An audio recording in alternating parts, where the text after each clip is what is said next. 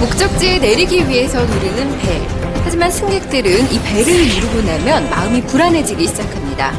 행여 내려야 할 정류장을 지나칠까 엉덩이를 붙이지 못하고 안절부절하는데요. 바로 이 순간이 급제동으로 인한 사고가 일어나기 쉬운 때입니다. 이 순간이 사고로 이어지지 않기 위해 필요한 건 바로 부드러운 운전 조작입니다.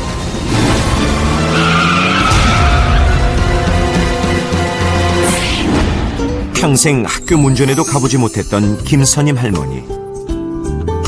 김선임, 처음 스스로 써본 자신의 이름입니다.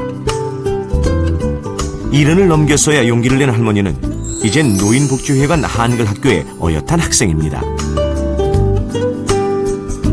김선임 할머니는 오늘도 할머니만의 스쿨버스를 타고 학교로 향합니다. 누군가 하차벨을 눌렀습니다. 마음이 급해진 할머니, 엉거주춤 자리에서 일어서려는 순간 급제이동을 하는 버스.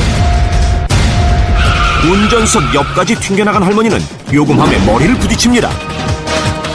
머리에 피가 흘러도 승무원은 아무것도 모른 채 앞만 보고 운전을 합니다.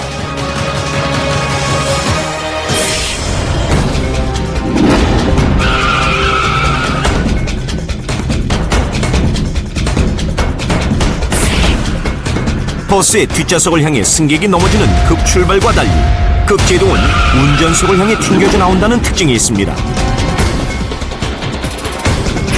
급제동의 가장 큰 피해자는 노인들입니다. 버스가 갑자기 멈추자 좌석에 앉아있던 할머니가 튕겨져 나가 버스 바닥을 구릅니다. 젊은 사람들은 순간적으로 순발력 있게 손잡이를 잡거나 몸의 균형을 잡아서 차량에 전도되지 않지만은 노약자나 어린이들은 운동신경이 발달하지 않아서 차량에 전달하는 경우가 많습니다.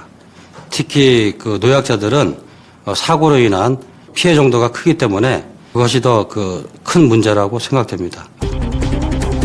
급제동 사고는 정류장에 진입하는 과정에서 가장 빈번하게 발생합니다.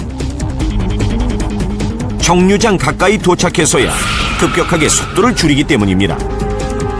따라서 급제동 사고 예방의 첫걸음은 거리를 충분히 두고 천천히 속도를 줄여 정류장에 정차하는 것입니다.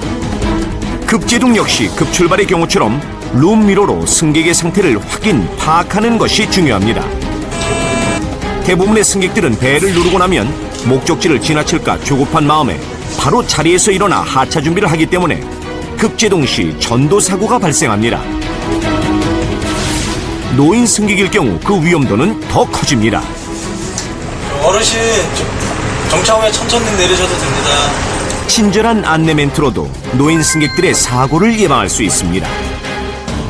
앞차를 바짝 따라가는 조급한 운전 습관도 급제동 사고를 부릅니다.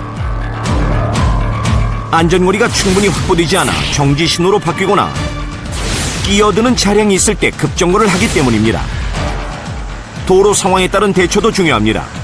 과속 방지턱, 내리막길, 커브길 등의 도로에 진입하기 전에는 반드시 미리미리 속도를 줄여서 진행합니다. 오늘도 자신의 이름을 쓰고 있는 김선임 할머니. 하지만 할머니의 글씨는 이내 멈춰버렸습니다. 사고 후유증으로 보조기가 없으면 걷지도 못합니다. 더 이상 할머니는 버스를 탈 수 없습니다. 할머니의 작은 소망도 버스 바닥에 내동댕이 쳐졌습니다.